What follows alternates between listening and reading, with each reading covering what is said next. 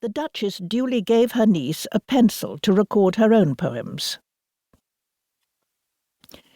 Rather more soberly, Caroline's grandmother, Countess Spencer, who was present, described the birth in her diary. Harriet was established in the house of her parents-in-law, the Earl and Countess of Bessborough, a handsome Georgian building at 17 Cavendish Square. It was evidently quite a long labour, although it had a happy ending. Lady Spencer was sent for at 8 in the morning to find that Harriet had been grumbling since the early hours. Labour finally ended at 4:30 the next morning, when Harriet was brought to bed with a lovely little girl, who seems very lively and in perfect health, even if Harriet herself was a little low. Caroline's petite size was emphasized from the first. She was the little girl of the family, following two boys, John the heir and Frederick Ponsonby, with a further brother, William, born 2 years later. But she was also an elfin creature, a sprite in the words of the Duchess, compared to the cousins with whom she was brought up. Georgiana Cavendish, little G, daughter of the Duchess, was born in 1783. The Duchess of Devonshire gave birth to another daughter, Harriet Cavendish, always known as Harrio, a few months before Caroline was born. No one ever compared little G or Harrio to a sprite. When the Duchess finally managed to give birth to an heir, the Marquis of Hartington, to be known as Hart, he grew up dazzled by his little fairy-like cousin, despite the fact that he was 4 years younger. The closeness of the two families, Devonshire and Bessborough, Cavendish and Ponsonby, was symbolised by the fact that little G and Frederick Ponsonby shared a christening. Not only were their respective mothers sisters, but their fathers were actually first cousins. There were, however, other members of the family circle equally close, yet without conventional status. There was the mysterious list of children of dubious parentage, constantly added to over the years, whose existence must surely have been baffling to the young until they were old enough to understand the truth.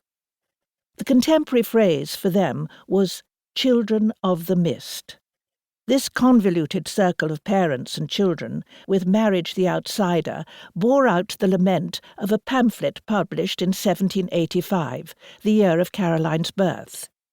It is a melancholy reflection that infidelities are much more frequent among people of elevated rank than those of less exalted status.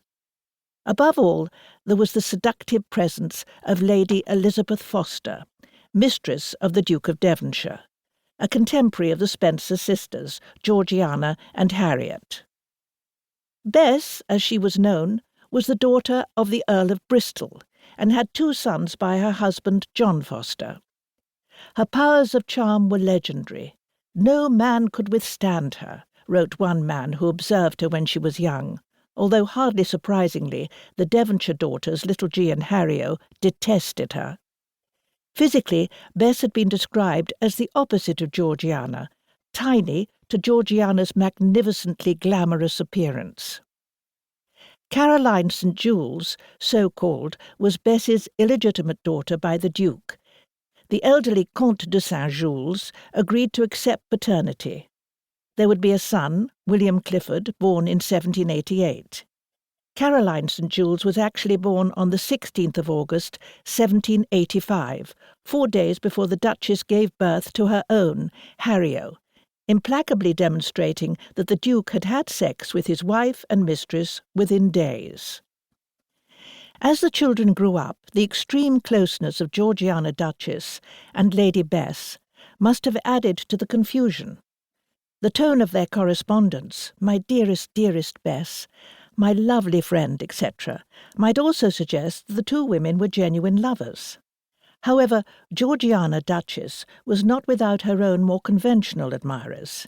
In turn, she would dive abroad a few years later to give birth to Eliza Courtenay, daughter of her lover, Charles Grey. This was a grand, private society with its own nicknames. Hence the Duke of Devonshire was Canis, the Duchess the Rat, Lady Elizabeth Foster the Raccoon, and so on. With merriment went